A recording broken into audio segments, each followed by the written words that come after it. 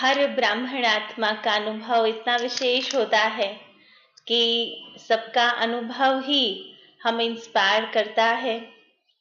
तो आज मुझे मौका मिला है आप सबके साथ अपनी जीवन यात्रा को शेयर करने का कि कैसे इस आध्यात्मिक मार्ग पर यह जर्नी स्टार्ट हुई और कितनी सुखद ये जर्नी रही।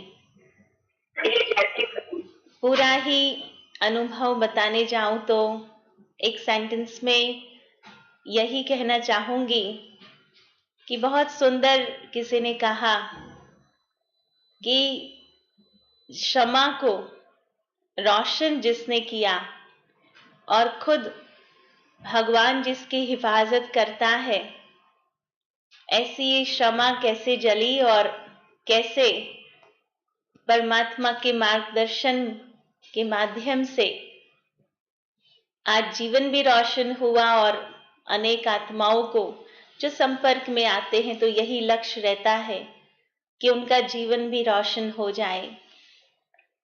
तो ये स्टोरी स्टार्ट हुई 1989 में। तो जब मेरे लौकिक भाई हेमांग भाई जो अभी अमेरिका में न्यू जर्सी एडिसन में अपनी सेवाएं दे रहे हैं, तो सबसे पहले वो ज्ञान में चले। तो जब पहले दिन वो नारायणपुरा सेंटर पर गए और वहां बहनों को देखा, ब्रह्मा कुमारी बहनों को, तो उनको देख करके ही जो प्रथम थॉट आया उनको ये आया कि मेरी बहन ऐसा बने। तो ये फर्स्ट थॉट उनको मन में आया। तो फिर उनको पता भी नहीं था कि ये ब्रह्मा कुमारी लाइफ क्या है, ब्रह्मा कुमारी का ज्ञान क्या है, पर वो जो फीलिंग आई बहनों को देखकर, और बहुत प्यार मुझसे रहा है, मेरे से 2 साल बड़े हैं और पहले से ही इतना केयरिंग नेचर था उनका। तो ये जो उनको थॉट आया, फिर वो तो ज्ञान में चले, तब वो अकेले चलते थे और इतने निश्चय बुद्धि कि जैसे जैसे वो कोर्स चलता गया और जिस दिन जो बात कोर्स में बताई जाती थी वो बात उसी दिन धारण करना। यहां तक कि 8वें दिन पर अपने राजयोगियों के नियम लिए गए, 4 आधार स्तंभ। तो घर पे आकर कहा कि मुझे बताया गया है कि प्याज लहसुन नहीं खाना है। ब्रह्मचर्य व्रत की तो बात नहीं थी क्योंकि कुमार जीवन था उनका, वो 12th कंप्लीट किया था और मेरा उस समय 10th कंप्लीट हुआ था, 10th 11th कंप्लीट हुआ था। तो उन्होंने घर पे आकर कहा माता जी को कि मेरा भोजन, उसी दिन घर पे आकर कहा कि मेरा भोजन आप प्याज लहसुन ना बनाइए। तो माता जी ने उनका अलग से भोजन बनाया। और हम जब शाम को भोजन करते हैं परिवार में तो सब इकट्ठा करते थे। ये हमारे परिवार का स्नेह रहा। चाहे कोई बाहर गया है, लेट आने वाला है, तो सभी इंतजार करेंगे, लेकिन हम साथ में भोजन करते थे। और परिवार में माता पिता, भाई और मैं, ऐसे हम 4 थे। तो उस दिन शाम को जब हम भोजन पर बैठे तो देखा कि उनकी सब्जी अलग से बनी थी, प्याज लहसुन भी ना। तो पिताजी का घर में ऐसा था कि हर एक को जो बना है वही खाने का है ना, सभी को वही खाना। ऐसा नहीं कि चलो करेले की सब्जी बच्चों को नहीं पसंद है तो उनके लिए कुछ और बन जाए, लेकिन पिताजी हमेशा कहते थे कि जो बना है वो ही सबको खाना है। तो इस प्रकार जब भोजन पर बैठे तो पहली बार घर में 2 रसोई थी। तो पिताजी ने ऐसे ही सहज भाव से पूछा कि भाई आज 2 रसोई कैसे बन गई। तो माता जी ने कहा कि ये वहां ब्रह्मा कुमारी में गया था तो वहां बताया है कि प्याज लहसुन नहीं खाना है, तो उसके लिए अलग से बना है। तो पिताजी ने उस समय नेचुरल बोला कि प्याज लहसुन नहीं खाएंगे तो मर नहीं जाएंगे, पर रसोई एक ही बनेगी, आज से घर में कोई नहीं खाएगा। और जबकि वो राइट फ्रॉम बर्थ उन्होंने खाया था, क्योंकि वो सूरत के रहने वाले हैं, बहुत सुरती भोजन तो आप सभी जानते हैं बहुत टेस्टी बनता है, और हर भोजन में प्याज लहसुन तो होता ही है। लेकिन उन्होंने उसी समय बोल दिया था कि हम सभी जिसको खाना है तो ऊपर से खाएगा, पर भोजन एक ही बनेगा। और तब से ही हमारे घर में वो नियम तो लागू हो ही गया था, हम सभी प्याज लहसुन बिना ही खाते थे। और मेरा और भाई का एक ही कमरा था जो हम लोग एक साथ शेयर करते थे। और वो उस समय 2 बजे उठकर योग करते थे, 3 बजे उठकर योग करते थे, और इतने अच्छी मुद्रा में बैठते थे और मेरे खटिया के सामने बैठकर योग करते थे। तो मेरी नींद उड़ जाती थी उनके वाइब्रेशन से, और मैं जब देखती थी तो होता था कि कितना अच्छा, मना बहुत अच्छी फीलिंग से बैठते थे। तो वो मुझे बहुत इंस्पिरेशन मिलता था। तो वो 9 दिसंबर 1988 में आए ज्ञान में, और मैं 7 मार्च 1989 में आई। और वो भी इस प्रकार से हुआ कि वैसे तो वो मुझे समझाते थे, पर पहले से ही बचपन से बहुत लॉजिकल रही हूँ। वरना हर बात का मुझे अगर लॉजिकली कोई कन्विंस करे तो मुझे समझ में आता था। तो वो मुझे थोड़ा बहुत ज्ञान समझाने का प्रयास करते थे, पर हालांकि वो भी नए थे ज्ञान में, तो इतना मुझे समझाते नहीं थे, पर मुझे वाइब्रेशंस देते थे। तो एक बार हम लोग बाहर गए, कुछ कारण से बाहर जाना हुआ, तो उन्होंने कहा कि मुझे थोड़ा सेंटर पर काम है, तो आप भी चलो साथ में। मैंने बोला ठीक है। तो सेंटर पर गए तो स्कूटर पार्क किया, तो मैं फिर स्कूटर पर ही बैठ गई। मैंने कहा कि आप अपना कार्य करके आओ, मैं यहाँ बैठी हूँ। क्योंकि पहले से वो, क्योंकि हमारे सेंटर, जो हमारा सेंटर है वो एरिया में नजदीक में था, काफी बार वहां से गुजरना होता था। तो जैसे वो प्रजापिता ब्रह्मा कुमारी वो मैं पढ़ती थी, तो मुझे होता था कि ये ब्रह्मा कुमारी मना ये कोई योगी होंगे, और कुछ नहीं करते होंगे, सारा दिन ऐसे ही बैठे रहते होंगे, योग लगाते होंगे। तो समाज के लिए क्या करते हैं, दुनिया के लिए क्या करते होंगे, और उनका लाइफ बहुत बोरिंग होगा, बहुत सीरियस होंगे वो लोग। और मुझे बहुत लाइफ एंजॉय करना, लाइवली लाइफ पसंद थी, बहुत खुश रहना। तो ये जो माइंडसेट था, तो मैंने कहा कि आप अंदर जाकर के आओ, मैं बैठी हूं। तो भाई ने कहा कि थोड़ा सा ही काम है, आप भी चलो अंदर। और वो शाम का टाइम था, नुमा शाम का योग का समय था। और नारायणपुरा अहमदाबाद में सेंटर है, बहुत पुराना सेंटर, जहाँ आदरणीय चंद्रिका दीदी थे। तो मैं वहां एंटर हुई, और जैसे ही एंटर हुई, इतना सूदिंग एटमॉस्फियर था, इतना शांत था, मुझे बहुत अच्छा लगा। और धूप सली थी लगी हुई, तो खुशबू भी बहुत अच्छी आ रही थी, वातावरण इतना सुंदर था। और जैसे ही मैं अंदर गई, तो बहनें सारी बैठी थी, और आदरणीय दीदी कहाँ जाकर के आए थे, तो अपना अनुभव शेयर कर रहे होंगे। और सभी ब्रह्मा कुमारी बहनें साथ में बैठी थी एक ही रूम में, और सब बहुत हंस रहे थे, वरना कोई हंसने की बात थी, ह्यूमरस कोई बात सुना रही थी, तो सब एकदम खुले दिल से हंस रहे थे।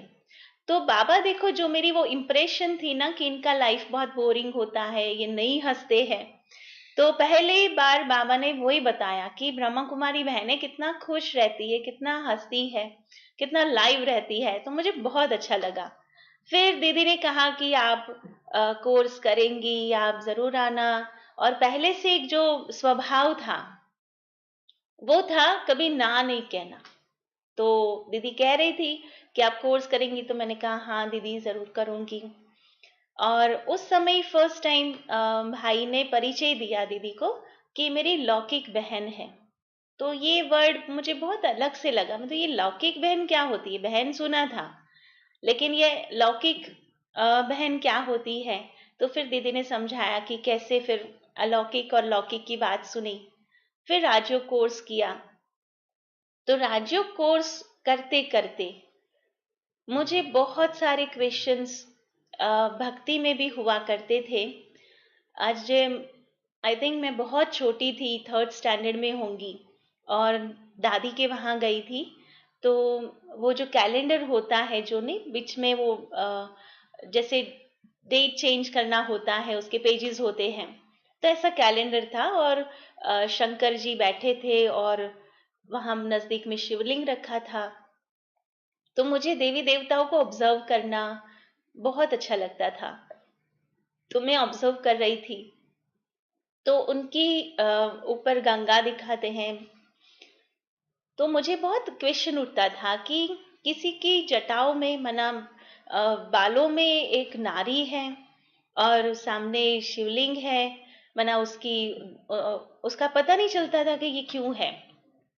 तो मैं दादी को पूछती थी कि दादी ये कौन है, तो कहा कि ये शिव जी है। फिर जो शंकर जी की मुद्रा थी, मैंने उनको भी पूछा कि ये कौन है, तो बोला ये भी शिव जी है। तो मुझे बहुत कंफ्यूजिंग लगा कि एक पत्थर है, एक मनुष्य आकृति है, तो ये दोनों एक कैसे हो सकते हैं। तो मैंने उसी समय दादी को कहा कि दादी दोनों अलग अलग दिखते हैं, ये एक कैसे है। तो कि तुम अभी नहीं समझोगी, ये दोनों एक ही स्वरूप है। तो फिर ठीक है। फिर मैं जब 7th क्लास में आई तो मैं मुरारी बापू का रामायण सुनने गई थी। तो वहां भी पिताजी, मैं और दादी माँ गए थे। तो उस समय वो श्री राम जब पूजा करते हैं महादेव की, और वो पूरा एपिसोड चल रहा था, वो सुना रहे थे मुरारी बापू। और शाम को उन्हीं को मिलना हुआ। ऐसे ही लोग दर्शन के लिए जाते थे, तो हम भी गए थे। तो हम गए और ऐसे ही नमस्ते करके मैंने पूछा कि आज आपने जो रामेश्वरम का जो समझा रहे थे, तो वो शिवजी थे या शंकर जी थे। तो वो मेरे सामने देखते गए। फिर उनके बाजू में जो भाई बैठे थे, उन्होंने कहा कि पूरा दिन ये रामायण कथा करने के बाद शाम को वो बोलते नहीं है। तो फिर ऐसे ही सुना और कोई जवाब नहीं मिला वहां से भी। फिर वापिस घर में आ गए। मैं सत्यनारायण की कथा रोज पढ़ती थी 9th स्टैंडर्ड में जब थी। तो रोज सुबह निर्जला करके वो सत्यनारायण की कथा पढ़ना, थोड़ा सा हलवा बनाना और फिर पानी पीना। तो ये भी नियम था। पर पढ़ते पढ़ते, क्योंकि दिमाग जो लॉजिकल था, तो वो पढ़ते पढ़ते हमेशा होता था कि हमारी कथा में ये लीलावती कलावती की बातें आती है। और जैसे उसमें होता है ना स्टोरी में कि ब्राह्मण वहां से पसार कर रहे थे, तो वहां सत्यनारायण की कथा चल रही थी। फिर उसका प्रसाद बांटा गया, किसी ने निरादर किया। तो ये सारी बातें मैं पढ़ती थी रोज। और रोज प्रश्न उठता था कि हमारी कथा में इनकी कथा है, तो इनकी कथा में कौन सी कथा होगी। तो वो भी बहुत कंफ्यूजिंग था। तो ऐसे बहुत सारे क्वेश्चंस ऐसे थे जिसका आंसर मुझे नहीं मिलता था। जब मैंने 7 दिन का कोर्स किया, तो सबसे पहले आत्मा, परमात्मा, राजयोग, ये तो सुना। पर वो सारी स्पिरिचुअल बातें थी और जो जिसके लिए कभी मुझे कंफ्यूजन नहीं था। पर जैसे ही त्रिमूर्ति आया और पता चला कि शिव जी और शंकर जी अलग हैं, तब हुआ दिमाग में कि मैं जो सोचती हूँ या मेरा जो लॉजिक था, वो तो राइट है, ये दोनों अलग है। और बहुत कन्विंसिंग लगा। उसी प्रकार विष्णु चतुर्भुज का सुना, तो एक एक बात इतनी स्पष्ट होती गई, इतनी लॉजिकल लगती गई। तो फिर ये तय हो गया था कि यही ज्ञान है। दूसरी एक बात मैं लौकिक काल से बताना चाहती हूँ कि जब से थोड़ी बहुत जैसे समझ डेवलप होती थी, तो तब से एक प्रश्न जैसे मन में घूमता था। और वो ये घूमता था कि भगवान ने हम सबको इस संसार में भेजा है, तो कोई ना कोई पर्पस है, कोई ना कोई उद्देश्य है, तभी तो भेजा है।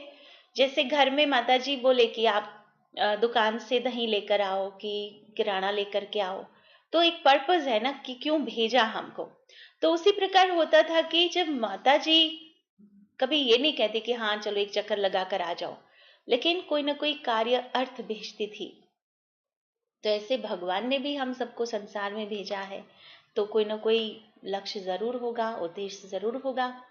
तो मैं वो पर्पस को ढूंढती थी, बैक ऑफ द माइंड वो कंटिन्यूअस चलता था। और मैं जहां भी जाती थी सुनने के लिए, तो मुझे हमेशा होता था कि वो पर्पस मुझे मिल जाए। और जब मैं अपना कोर्स कर रही थी राजयोग का, तब मुझे एक एक बात इतनी क्लियर होती गई और मेरा पर्पस क्लियर हो गया था कि मुझे यही सेवा करनी है। तो मैं माताजी को कई बार सुनाती थी कि मुझे नॉर्मल लाइफ नहीं जीनी है, कि जैसे बस बड़े हुए, शादी हुई, बच्चे हुए और लाइफ पूरी हो गई। पर मुझे कुछ और करना है संसार में। कोई क्लैरिटी नहीं थी कि क्या करना है। और लौकिक में माताजी भी डबल एमए एलएलबी थी, एलएलबी का पढ़ रही थी। लास्ट में डिग्री नहीं ली, पर वो जैसे यहाँ नारी संरक्षण गुरु है गांधीनगर में, उसकी वो हेड हुआ करती थी, तो बहुत सोशल सेवा करती थी। तो ये था, तो मैं उनको वो समझाती थी कि मुझे भी ऐसा कोई काम करना है जो मैं लोगों को हेल्प कर सकूं। तो बाबा का ज्ञान मिलने के बाद मुझे बहुत क्लियर हो गया था कि यही लाइफ जीनी चाहिए और यही मेरा फाइनल गोल है। फिर हम लोग 89 में आए थे, तो बच्चों की पार्टी थी, जो अभी बच्चों के जो व्यक्तित्व विकास के शिविर होते थे, तो उस समय पांडव भवन में था। और 89 मई में मेरा वहां जाना हुआ।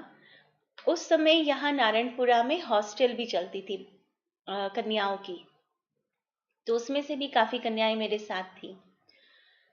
तो वहां जब हम गए तो दादी जी सबको मिलती थी, बड़ी दादी प्रकाशमणि दादी जी। तो जब हमारा ग्रुप मिला दादी जी को, तो सब पुरानी कन्याएं थी, पुरानी मना जिनके माता पिता बहुत टाइम से ज्ञान में चलते थे। तो जैसे दादी हर एक को कहती थी, अच्छा तुम इसकी कन्या हो, इसकी बेटी हो, ऐसे कह रही थी। और मैं तो भाई और मैं ज्ञान में चले थे, फिर माता जी ज्ञान में चली, फिर पिताजी ज्ञान में चले। तो वो तो गुंजाइश ही नहीं थी कि माता पिता से हमको कोई पहचानेगा। तो शुरुआत में बहुत नशा था।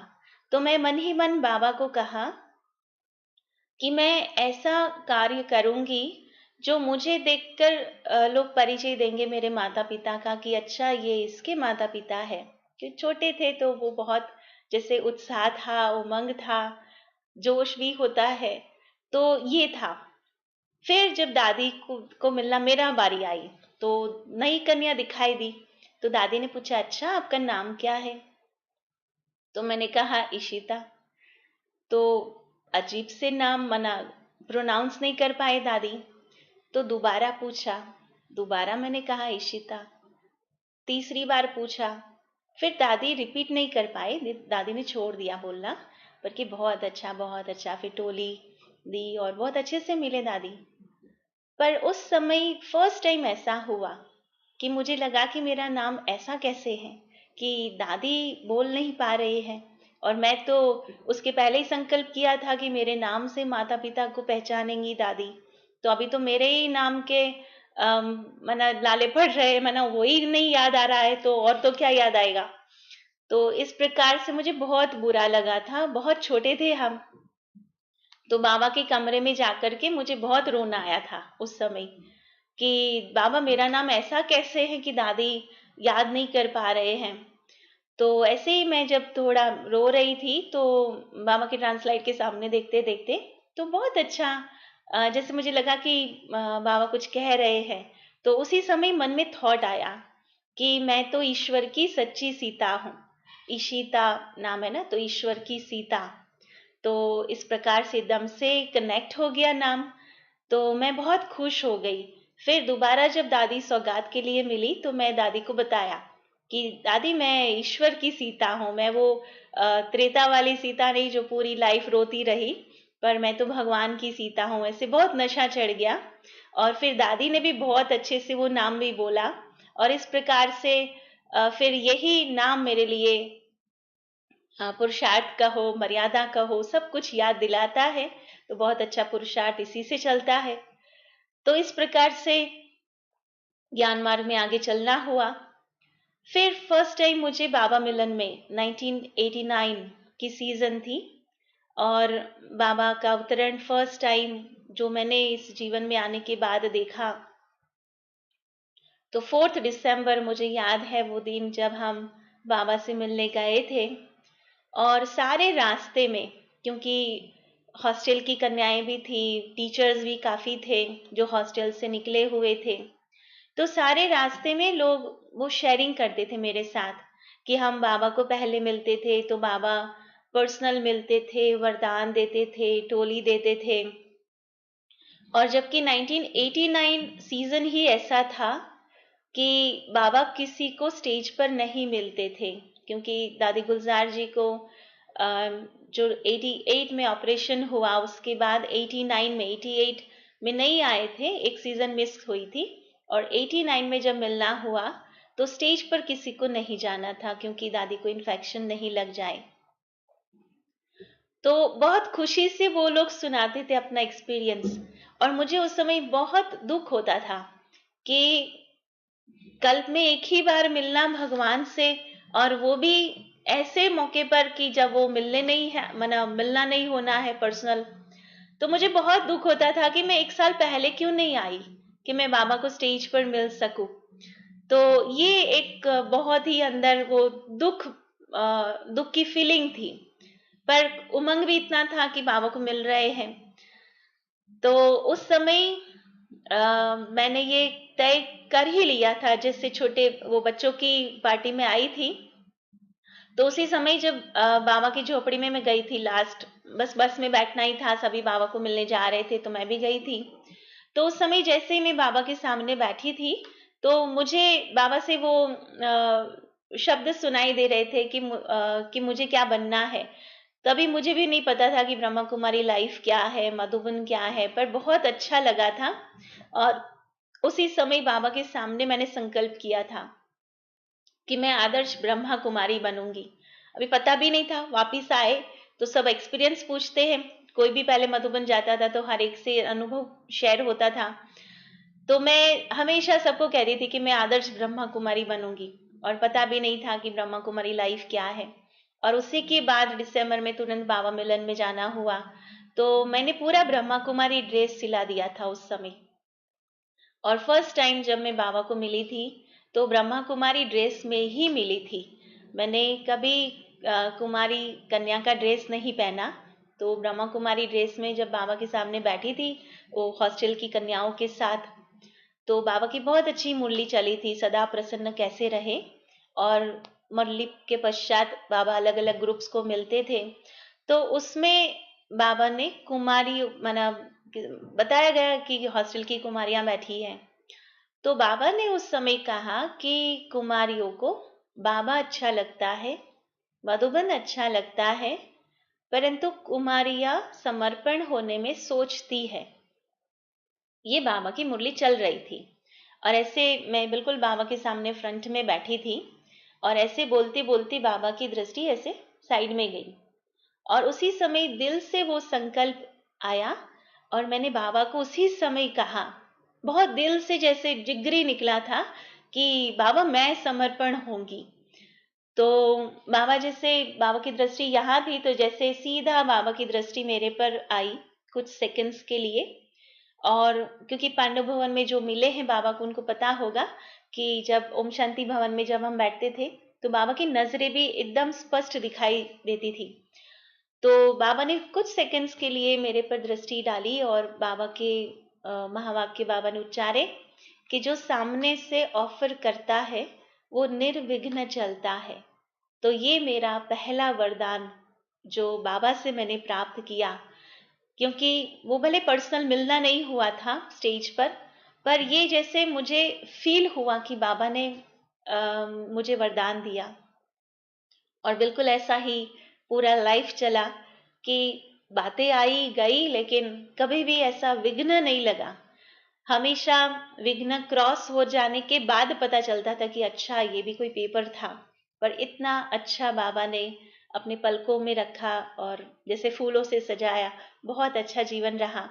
तो यही मुझे लगा कि जो मैंने सामने से संकल्प किया था उसी का फल स्वरूप मेरा जीवन इतना निर्विघ्न रहा।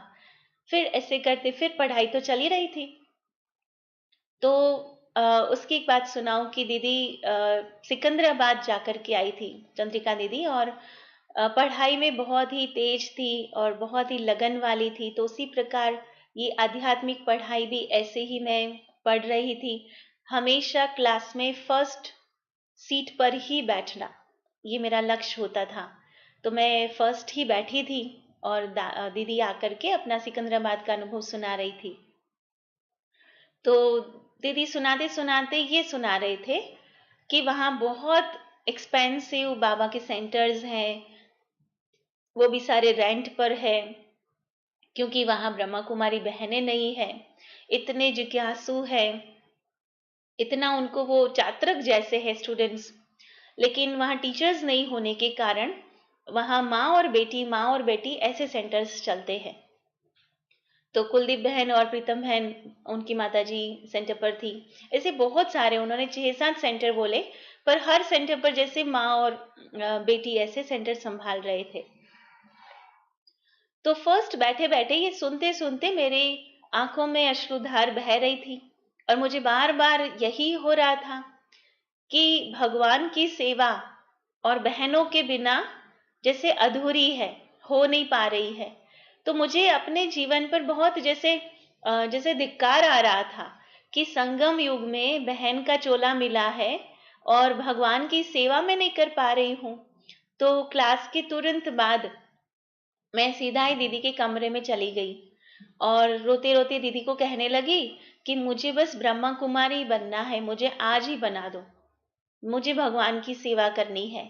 तो दीदी मुझे इतना प्यार करे, आप सभी जानते हैं आदरणीय चंद्रिका दीदी बहुत ही स्नेह की मूरत है, तो इतना प्यार मुझे कर रही थी और मुझे समझा रही थी कि अभी तुम पढ़ाई पूरी कर लो, क्योंकि मैं उस समय इंग्लिश मीडियम में पढ़ती थी और मैं अकेली कन्या थी जो इंग्लिश मीडियम में पढ़ रही थी। तो दीदी मुझे ये समझा रही थी कि देखो अभी हमारी इंस्टीट्यूशन बहुत विशाल स्तर पर उसका विकास हो रहा है, बहुत सारे एजुकेटेड लोग आ रहे हैं बाबा के घर में और ऐसी पढ़ी लिखी कन्याएं हमको चाहिए। तो आप पहले पढ़ाई पूरी कर लो, फिर आप जरूर ब्रह्मा कुमारी बनना। तो बाबा के घर में भी ऐसी ऐसी बहनें चाहिए जो अच्छी पढ़ी लिखी हो। तो उन्होंने कैसे वो बहन ब्रह्मा कुमारी बन जाती है। लेकिन यहाँ तो माता पिता को तो पता ही नहीं था, मैं तो दीदी को डायरेक्ट ही कहने गई थी और दीदी ने ही मना कर दिया था उस समय। तो मैं इतना अंदर से वो हो रहा था कि अभी मेरा कौन सुनेगा, कौन मुझे बनाएगा ब्रह्मा कुमारी। और घर पे जाकर माता पिता को भी कहा, तो हमारा जो फैमिली है बहुत ही एजुकेटेड फैमिली, जैसे मैंने पहले भी कहा कि माता जी भी AA LLB थी और पिताजी उस समय साइकोलॉजी डिपार्टमेंट में हेड ऑफ द डिपार्टमेंट थे, वो भी साइकोलॉजिस्ट, मैंने PhD डॉक्टरेट किया हुआ और काफी सारे स्टूडेंट्स उनके गाइडेंस में तैयार हुए, PhD किया। और पिताजी का ये स्वभाव होता था कि जो भी बहन गरीब होती थी, फीस नहीं भर सकती थी, तो पिताजी उनकी फीस दे करके भी उनको पढ़ाते थे। तो उनको एजुकेशन के लिए बहुत था। तो जैसे मैंने माता पिता को बात किया तो उन्होंने बस साफ यही कहा कि पहले पढ़ाई फिर सारे डिसीजंस, अभी कोई डिसीजन नहीं लेना है। तो अभी फिर कोई नहीं बचा था कि कौन मेरे को सपोर्ट करेगा। और भाई और मैं अंदर अंदर बहुत पुरुषार्थ करते थे, बहुत शेयरिंग करते थे एक दूसरे के साथ। तो हम दोनों तो तैयार थे, पर हमको करे कौन, क्योंकि हम दोनों बहुत छोटे थे। तो उस समय हम लोग 2-2 बजे उठ करके योग करते थे और एक ही बात बाबा को कहा करती थी मैं कि बाबा कैसे भी करके मुझे ब्रह्मा कुमारी बनना है। फिर बार बार जब मैं दीदी को भी ये कहती थी, तो 7 मार्च 1 साल के बाद मेरा अलौकिक जन्म हो रहा था।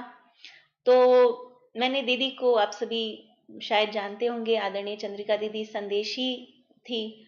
तो मुझे संकल्प आया कि मैं भोग लगाती हूँ बाबा को और बाबा से संदेश लेती हूँ। बाबा जब बोलेंगे ना तब कोई कुछ नहीं बता सकेगा, है ना, फिर कोई बात अपोज नहीं करेगा। तो मैंने भोग लगाया और उसी दिन अमृत वेले से इतना बाबा को कहती थी कि बाबा आप कुछ भी करके बस मुझे परमिशन दिला लो, मुझे ब्रह्मा कुमारी बनना है। तो वो जो संदेश आया, तो वैसे बहुत सुंदर संदेश था, लेकिन दीदी ही संदेश लाई थी और उसमें वो बता रहे थे कि जैसे ही मैं वतन में गई तो बाबा के पास पहले से ही बच्ची पहुंच गई थी और फिर सारी बातें सुनाई। तो बाबा ने कहा कि ये बच्ची जैसे जैसे कोई माली होता है, तो बहुत सुंदर जो फल होता है, बहुत मीठा फल होता है, उसको माली सदैव संभाल कर रखता है, छिपा कर रखता है। तो उसी प्रकार बाबा भी इस बच्ची को छिपा कर रखता है। और साथ में ये भी कहा कि जैसे संसार में कहा जाता है, जिसकी लौकिक में जरूरत होती है उसको भगवान को भी जरूरत होती है। तो बच्ची को कहना कि बाप को इस बच्ची की जरूरत है और बच्ची बाप में और परिवार में छिप के रहे। वैसे तो काफी लंबा मैसेज था, पर ये 2 सेंटेंस बाबा ने यूज किए थे और एक और बहन का भी एग्जाम्पल वहां दिया था। तो ऐसे करके वो पूरा मैसेज आया। फिर तो मेरे पास छुट्टी हो गई थी कि भगवान ने ही बोल दिया कि मुझे ब्रह्मा कुमारी बनना है, परिवार में रहना है और बाबा को भी जरूरत है, तो मुझे तो अभी कोई मना नहीं करेगा। तो मैं दीदी को बोला कि दीदी बाबा ने ही बोल दिया अभी, तो मैं ब्रह्मा कुमारी बनूंगी। फिर भी 7 मार्च माना मेरी बोर्ड्स की एग्जाम थी, 12th स्टैंडर्ड की। तो फिर कंसंट्रेट किया बोर्ड की एग्जाम पर। फिर वो पूरा हुआ, उसके बाद कन्याओं की भट्ठी थी वेकेशन में। आई थिंक उसी दिन की बात है कि जब मेरी एग्जाम एक और पूरी हुई और दूसरे ही दिन मैं बैक बैक करके कुमारियों की भट्ठी में। तो उस समय भट्ठी बहुत सुंदर से की।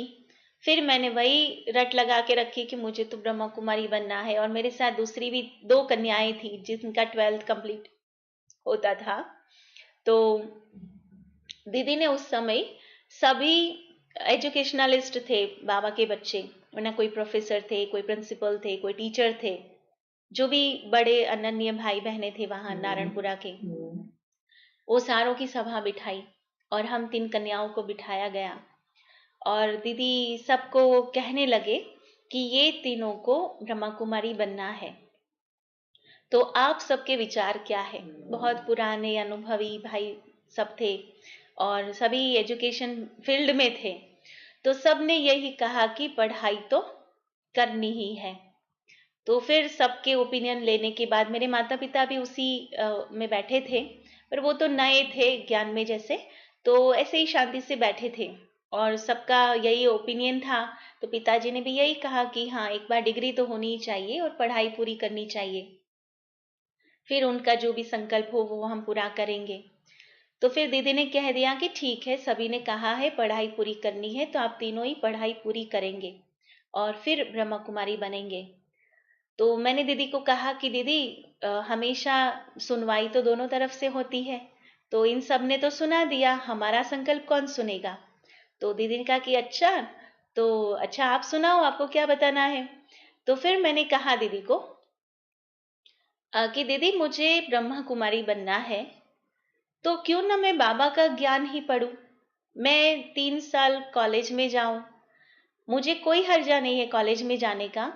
लेकिन अगर कॉलेज में जो भी मैं पढ़ाई करूंगी, वह पढ़ाई मुझे अगर यहाँ आकर के बाबा के घर में अगर उसका उपयोग करना है, उसको सुनानी है, तो मैं आज भी तैयार हूं जाने के लिए कॉलेज में। लेकिन अगर वो ज्ञान मुझे यहाँ सुनाना ही नहीं है, तो मैं क्यों वेस्ट करूं अपने 3 साल? जो जीवन बनाना है उसी में अपने 3 साल लगाऊं, मैं क्यों जाऊं पढ़ाई करने के लिए?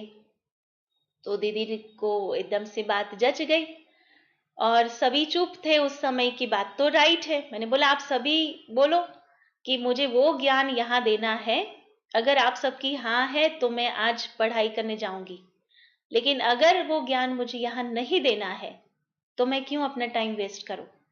तो सभी मौन थे।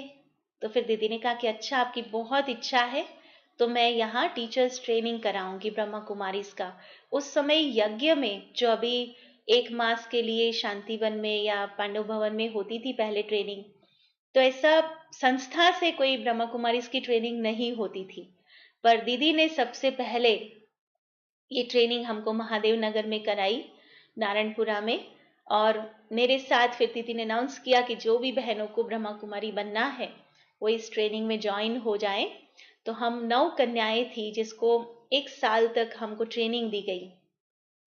तो वो था 27 मार्च 7 जुलाई 1990 का दिन था कि जब हमने हमारा फॉर्म भरा तो ऐसे 1 साल में जीवन समर्पित किया। और उस समय बहुत मुझे समझाया जाता था कि पढ़ाई कितनी इम्पोर्टेंट है, आप पढ़ने के बाद ब्रह्मा कुमारी जीवन में आओ। तो उस समय 1989 की ही एक व्रता की मुरली चली थी और उसमें बाबा ने बहुत स्पष्ट कहा था कि जो दिल वाले हैं उनका दिमाग समय पर स्वतः ही चलेगा और जो दिमाग वाले हैं उनका समय पर दिमाग बंद हो जाएगा। तो मुझे तो ये बात जच गई। मैंने कहा कि हमको तो दिल ही तो देना है भगवान को और टाइम पर वो दिमाग चला लेगा, और क्या चाहिए हमको। तो हमने बस वही ठान के रखी थी कि हमको तो बस भगवान ही दिमाग चलाएगा। और आज दिन तक अनुभव ऐसा ही है कि जब भी माइक सामने आता है और बाबा बुलाता है और मुझे कुछ भी सोचना नहीं पड़ता है, और बहुत अच्छे से बाबा कैसे इस इंस्ट्रूमेंट को यूज करता है। सेवाओं में भी बहुत सारी नवीनताओं को बाबा ही टच कराता है, जैसे डॉक्टर जयंत भाई सुना रहे थे दिव्य नगरी की बातें। तो ऐसे बाबा टच कराता है और सेवाएं होती है। तो ये जो मैंने अनुभव किया पूरे लाइफ में कि जब हमारा दिल का कनेक्शन भगवान के साथ होता है तो भगवान ही चलाते हैं जीवन को, हमें कुछ नहीं करना पड़ता है। हम तो बस निश्चिंत होकर के कठपुतली के समान भगवान जैसे नचाए वैसे नाचना है। तो ये एक मेरा बहुत ही सुंदर अनुभव था। फिर तो टीचर्स ट्रेनिंग कोर्स हुआ, टीचर भी बन गए। और उस समय कहते थे कि पढ़ लिख करके नहीं आएंगे तो सेंटर पर फिर झाड़ू पोछा ही करना पड़ेगा। तो मैं सबको बहुत नशे से सुनाती थी कि अरे भगवान के घर के पत्थर भी घिसेंगे ना तो भी भाग्य बन जाएगा, तो वही कर लेंगे। तो ऐसे करके कैसे बाबा के घर में समर्पित हुए। और आज आप देख रहे हैं कि बहुत अच्छा बाबा ने जीवन बनाया है और बहुत सेवाएं भी कराई है। तो खैर सेवाओं का तो फिर सुनाएंगे कभी, क्योंकि बहुत नवीन प्रकार की सेवाएं भी हुई है यहाँ पर। बेसिकली मेरा जो अनुभव रहा वो ये है, संपूर्ण समर्पण दिल का जब होता है तो चाहे हम कहाँ भी रहते हैं, लेकिन बाबा इस जीवन को सजाता है, संवारता है और बहुत ही उसका श्रृंगार करता है। जो सुंदर मूर्त बनकर के संसार के समक्ष वो जीवन आता है। तो यही मैं फील करती हूँ, अनुभव करती हूँ। ब्रह्मा कुमारी बनने के बाद जो एक बहुत बड़ा पेपर जो आया था वो 1994 में, ये लास्ट एक्सपीरियंस सुनाती हूँ कि लौकिक माता जी उन्होंने शरीर छोड़ा 1994 अगस्त में। तो उस समय सेंटर पर ही मैं तो रहती थी और उस समय माता जी बड़ौदा में ही नेचुरोपैथी सेंटर में थी, गोत्री में। और उस समय उनको अचानक अंगूठे का ऑपरेशन कराना पड़ा था। अंगूठा उनका नीला पड़ गया था और पता चला कि वहाँ ब्लड का क्लॉट है। तो रातों रात ऑपरेशन हुआ और फिर अपनी हेल्थ सुधारने के लिए वो गोत्री आई थी बड़ौदा में। और मेरा लौकिक परिवार बहुत सारा बड़ौदा में ही स्थित है, जैसे मेरे चाचा बुआ काफ़ी सारे बड़ौदा में रहते हैं। तो वो वहाँ गोत्री में थी और हम तो सेंटर पर थे। तो हमारी वहाँ फैमिली मीटिंग चलती थी महादेव नगर में, और दादी जी का एक पत्र आया था जिसको मुझे पढ़ने के लिए बताया गया था। तो मैं पढ़ रही थी और दीदी के पास ही बैठी थी और फ़ोन भी वहीं पर था। तो फ़ोन की घंटियाँ बजी और तो मैं पढ़ना बंद कर दिया और दीदी ने फ़ोन उठाया और सारी बात कर रही थी दीदी। तो बात करते करते मुझे लगा कि कुछ मेरे लौकिक परिवार से कनेक्शन है। फिर दीदी ने फ़ोन रखा और मैं शांति से लेटर पढ़ना पूरा किया, मीटिंग पूरी हुई। फिर दीदी ने बैठ कर के मुझे बताया कि पिताजी का फ़ोन था और माताजी अनकॉन्शियस हो गए हैं गोत्री में, तो हॉस्पिटलाइज किया है, तो आपको जाना है। तो मैंने सोच के बताया कि वैसे भी अनकॉन्शियस है, मैं जाऊंगी तो अभी भी वो तो आँख खोलकर देखने वाली नहीं है। तो जैसे आप ठीक समझो, मुझे कोई संकल्प नहीं है, है ना, मैं न्यूट्रल थी, जाना भी यस, नहीं जाना भी यस, ऐसा था। तो फिर सारा कारोबार करके हम रात्रि को सो गए। उस समय मैं दीदी के कमरे में ही सोती थी, तो हम दोनों सो गए। तो मैं तो आराम से सो गई, दीदी को चिंतन चल रहा था। तो दीदी ने 11 बजे मुझे उठाया और दीदी ने कहा कि इशिता, मुझे संकल्प आ रहा है कि तेरे को जाना चाहिए, तो तू अभी पिताजी को फोन कर और बता कि, क्योंकि दूसरे दिन सुबह पिताजी निकलने वाले थे बड़ौदा के लिए कर्णावती ट्रेन में। तो बोला ठीक है। तो फिर मैंने फ़ोन किया कि दीदी कह रही है कि आप मुझे लेकर के जाएंगे बड़ौदा, तो सुबह मुझे यहाँ से पिकअप करके आप स्टेशन पर जाएंगे। बोला ठीक है। फिर हम बड़ौदा गए, भाई उस समय वहीं पर था बड़ौदा में। वो 15 अगस्त का वैकेशन था तो वो वहीं पर था, और ये बात थी 14 अगस्त की। तो फिर वो वहीं पर था, हम लोग भी दोनों पहुंचे। तो जैसे ही हम हॉस्पिटल में गए, तो वो तो अनकॉन्शियस थे, सारी जैसे नलियाँ लगी हुई थी और फूड पाइप भी लगी हुई थी और बहुत ऐसे सीरियस कंडीशन थी। और हमने कभी माताजी को कभी बीमार होते नहीं देखा घर में, वरना यहाँ तक कि उसको सिर दर्द भी कभी नहीं हुआ है। मुझे कभी नहीं याद कि वो बीमार हुई हो और हमने उनकी सेवा की हो, ऐसा कोई दिन भी नहीं था। और अचानक इतना सीरियस हो जाना, तो मैं और भाई ने तय किया कि हम लोग यहाँ योग करेंगे।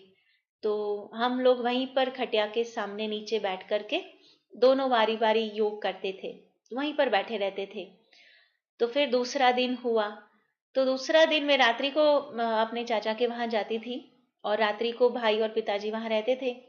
दूसरे दिन जब मैं आती थी हॉस्पिटल में, तो भाई और पिताजी घर में फ्रेश होने जाते थे और मैं वहीं हॉस्पिटल में रहती थी। तो दूसरे दिन जब डॉक्टर आए, तो मैंने डॉक्टर को पूछा, जब वो बता रहे थे कि ऐसा ऐसा कंडीशन है, तो मैंने पूछा कि उसमें क्या सेव होने के चांसेस हैं, कुछ हो सकता है इसमें? तो डॉक्टर ने कहा कि नहीं, वो राइट ब्रेन आर्टरी में फिक्स थ्रोम्बोसिस करके हुआ था, माना क्लॉट जो वहीं पर पैदा होता है वहीं पर फिक्स होता है। तो डॉक्टर ने कहा कि ये तो पॉसिबल नहीं है, पर अगर कुछ मिरेकल हो भगवान का और वो वहां से खिसक जाए तो हो सकता है, चांसेस है बचने के। तो मैंने बोला ठीक है। फिर भाई और पिताजी आए तो मैंने कहा आज हम पूरा दिन योग करेंगे। लौकिक परिवार वाले भी आते थे तो हम बहुत बातें नहीं करते थे, योग करते थे कि कुछ हो जावे।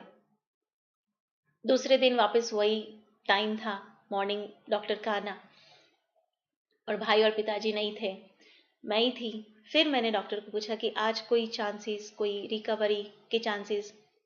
तो डॉक्टर ने कहा कि जैसे गले से नीचे का पूरा बॉडी उनका इनएक्टिव हो चुका था, क्योंकि जब ब्लड हमारी राइट ब्रेन से ऑर्गन्स को नहीं मिलता है तो ऑर्गन्स काम नहीं करते हैं। तो धीरे धीरे हर ऑर्गन डेड हो जा रहा था। तो अगर वो कुछ मिरेकल होता भी है तो केवल ये मुंह लाइव है थोड़ा, तो वो हलन चलन हो सकती है, पर बाकी कुछ नहीं हो सकता है। और उन्होंने यहाँ तक कहा कि अगर मिरेकल नहीं होता है तो मिनिमम 1 घंटा है इनके पास, और मैक्सिमम आज रात, रात भी नहीं निकलेगी, पर मना इतना ही टाइम है उनके पास। तो एक सेकंड जैसे नहीं सुनते हैं और जैसे दिल बैठ जाता है, तो एक सेकंड बहुत दुख हुआ। फिर तुरंत ही मुझे, देखो बाबा कैसे, हम जो योग करते हैं, हम सोचते हैं कि ऐसी सिचुएशन आती है तो कैसे बाबा हैंडल करते हैं। तो बाबा ने उस समय जैसे दिमाग को पकड़ के रखा।